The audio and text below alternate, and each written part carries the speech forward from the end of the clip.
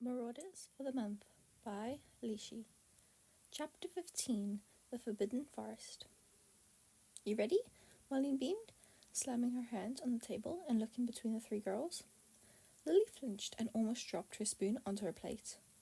Marlene, lunch isn't even over yet. Give us a second, Mary mumbled while wiping off the pudding that she spilled on her shirt. Marlene smirked and sat down, lightly bouncing her leg, waiting for them to finish eating. Lily took her last spoonfuls of pudding and joined Marlene in waiting. Unsurprisingly, Mary was the last to finish eating, Pandora having finished quickly after Lily. "Did you even eat, Marlene?" Mary asked, standing up from the bench and starting to lead the girls out into the hallway. "Of course I did, Mare. I ate from my stash away in the dorm." Marlene clicked her tongue, walking side by side with Mary in front of Lily and Pandora. "Do you know how we're going to cut the vines?" Pandora turned to Lily. Lily shook her head. She had absolutely no idea. Mary asked the same question as they exited the school and walked down the hills. "Don't you worry, I have something," Marlene assured, patting her robe pocket that seemed to be bulging at her side. Mary glanced over her shoulder to give Pandora and Lily a semi-worried look, her mouth set in a straight line. Lily could tell Mary got even more nervous as they approached the edge of the forest. The lighting slowly started to fade as they got closer. Pandora and Mary both cast a quick lumos at the same time, giving the girls some source of light. Mary stood off to the side and held her hand out in front of her, motioning for Marlene to go first. "You don't even have to ask." Marlene dramatically took the first step into the forest, hovering her foot over the dark ground before placing it down and shrieking. Mary screamed with her, extremely alarmed at whatever had scared Marlene. Lily knew for a fact Marlene was messing with her, so she only flinched. "Gotcha, there's nothing in this forest, Mary, I promise," Marlene snorted, leading the girls in. Mary scoffed, still shaken up, and followed in last. "Where exactly are we going to find the vines?" Lily sputtered, recovering from getting hit in the face by a branch. Marlene shrugged her shoulders and continued weaving around the trees and shrubbery. "If we go west, there should be vines over there," Pandora commented, catching back up to Lily and Marlene, Mary still trailing in the back. All three girls turned to look at her, surprise evident on each of their faces. "Pandora, have you been in here before?" Marlene asked, her eyes sparkling with curiosity. "Yes, have you not?" Pandora asked, cocking her head to the side. All three girls shook their heads no, and Pandora's eyes widened. "You all were going to come in here without ever having stepped a foot in here?" she asked, an appalled expression covering her face. All three girls nodded their heads this time. Lily started to feel a blush creeping up her face from embarrassment. This was the first time they jumped headfirst into something without thinking. Maybe this map was the thing that made the boys absolute morons, and now it was doing that to them. "This is the first time for everything," Marlene beamed, extending her arm and letting Pandora take the lead, seeing as she would at least have some idea where to go. Pandora took the lead, starting to take them in a different direction than Marlene had been taking. Thank God Pandora was leading them now. Lily would like to not miss dinner. While she was leading, Pandora whipped her wand out and began to maneuver the plants and shrubs that were in the way off to the side with ease. No wonder she took herbology to newts. She was graceful when handling the plants, even the tougher ones. A few minutes into the trek, Lily could start to hear the slight noise of water running. The professors had never really gone out of their way to talk about the Forbidden Forest. The most that the average student knew was that they were not to go in and that it was extremely dangerous. Of course, though, there had to be running water. Lily wasn't sure why it surprised her so much. "Are we going towards a waterfall?" Mary asked, watching her feet and making sure she didn't trip over any of the roots that trailed across the ground. Pandora hummed, taking them closer to the water, the sound of the rushing water growing with each step they took. As soon as the sound of the water was the only thing they could hear, Pandora whipped her hand out to stop them all from walking. Lily thought it was just a safety precaution, but the look in Pandora's eyes said otherwise. She started to shuffle off to the side, behind a tree, waving the rest of the girls over. This did not stop any of them from taking a peek at what had spooked Pandora so much. When Lily and Mary caught sight of the centaur, they both sped up their shuffling, joining Pandora behind the extraordinarily big tree. However, the same could not be said about Marlene. The girl almost squealed like a child when they got a new toy. The last thing that any of them expected Marlene to pull out of her pocket when she saw the centaur was a Polaroid camera. For Merlin's sake, Marlene, really? Do you think now is the fucking time? Mary hissed. Marlene ignored them with ease, putting the camera up to her face and snapping a quick picture. She grabbed the film and started to shake it, finally joining them behind the tree. All three girls stared at Marlene in disbelief. But I had a feeling, the girl whispered, inspecting the picture as it slowly developed. Lily had to stop herself from smacking her forehead and groaning. That's Marlene for you. It took about 30 minutes for the centaur to disappear back into the forest, leaving the pond and waterfall abandoned, the vines winding along the stone in clear view. The group walked over to the vines, stepping over large stones that were protruding from the ground, and turned to Marlene again. I hope that Polaroid camera wasn't the only thing in your pocket, Lily sighed.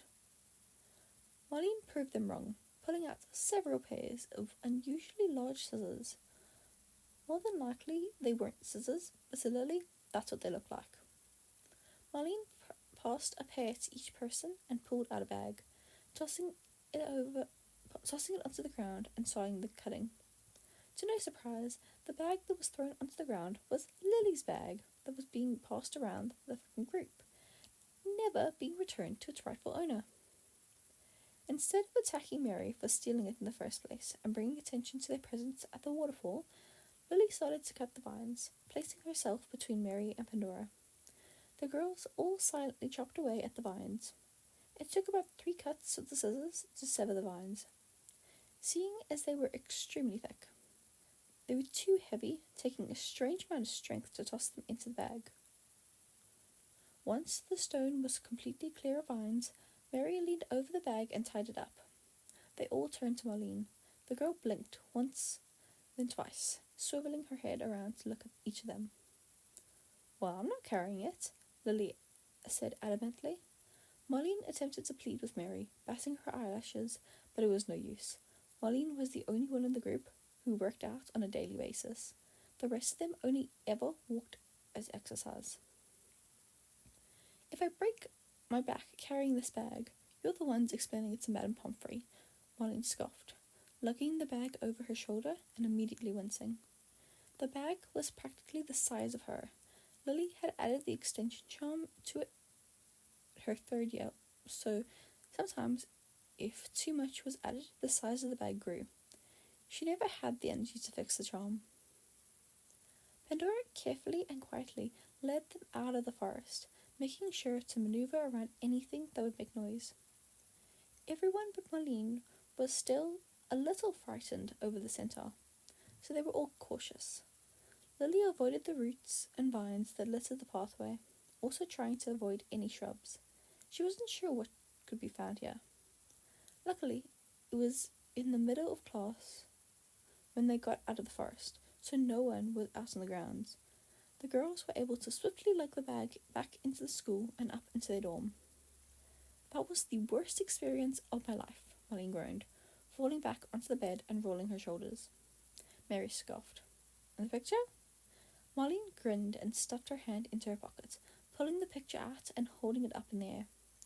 My prized possession, she sighed. Lily couldn't help but roll her eyes at the girl. Marlene always was infatuated with magical creatures. It was a bit alarming at times. A prime example was today in the forest. Mary, Marlene, and Pandora started to chat. What about? Lily wasn't sure. She had to focus on the arithmetic work she missed today, and other homework she had before her rounds tonight. Rounds. What a delight. Regulus was waiting at his usual spot, right outside the common room. He was leaning up against the wall and twirling his wand in his hand, just like the boys did. When he caught sight of Lily, he clapped his hand fully over his wand and slipped it into his pocket. Usually Lily wouldn't have been excited to do rounds with Regulus. She would have been dreading it. However, they were a lot more friendly with each other these days. Lily wasn't going to be the one to break the silence, though. That would be his problem. They started their long route around the school, walking side by side and glancing around. Lily had a problem with walking straight, occasionally bumping into him and muttering sorry. "So, Pandora?" Regulus asked, once they had descended the stairs. She knew where he was going with this. After all, those two were best friends, weren't they? Lily opened her mouth to respond, but was interrupted by loud footsteps echoing in the halls. They didn't have much time to try and figure out who it was before James came running down the halls and stopped right in front of them. Lily saw Regulus tense up immediately. His hands dropped into his pockets to hide his clenched fists. James glanced at him for a second before turning to Lily, parchment in hand. "I made the rounds for next week," he handed her the paper, ever so slightly panting. Lily glanced at it. She was doing rounds on Wednesday with Regulus. At this point, there is no way that it was a coincidence. James must have been doing it on purpose. Lily handed it back to him and nodded her head, indicating she was fine with it. Honestly, there was no reason for her to be against it. She had completely forgotten they had to plan them for next week already. Thank Merlin for James Potter. Instead of walking away after getting his answer from Lily, James turned to Regulus and started talking to him. It was nothing important, something about Sirius, but she could tell Regulus was very much enjoying the conversation, no matter the subject. The two boys talked until Lily shooed James away. They were taking up too much time talking instead of actually doing their rounds. James finally walked off, waving goodbye to both of them. "So, James," Lily smirked. Regulus's face immediately set into a scowl, and he grunted. Lily's smirk grew, feeling satisfied. After a few minutes of more silence, they fell into easy conversation again, starting to talk about the book Lily had just finished. And Remus was right. Regulus loved to talk about books. For once, rounds were actually enjoyable. They spent the whole time talking about books. It was amazing. The best. She felt the least stressed she had in days, unsure if that would change tomorrow. Lily spent the rest of the night talking books with Regulus. Who would have thought? Thanks for listening. And so this is about the halfway point. There's about 15 more chapters. Well, it's like 31 chapters altogether. But in the notes it says halfway. And pretty much halfway. Thanks for listening.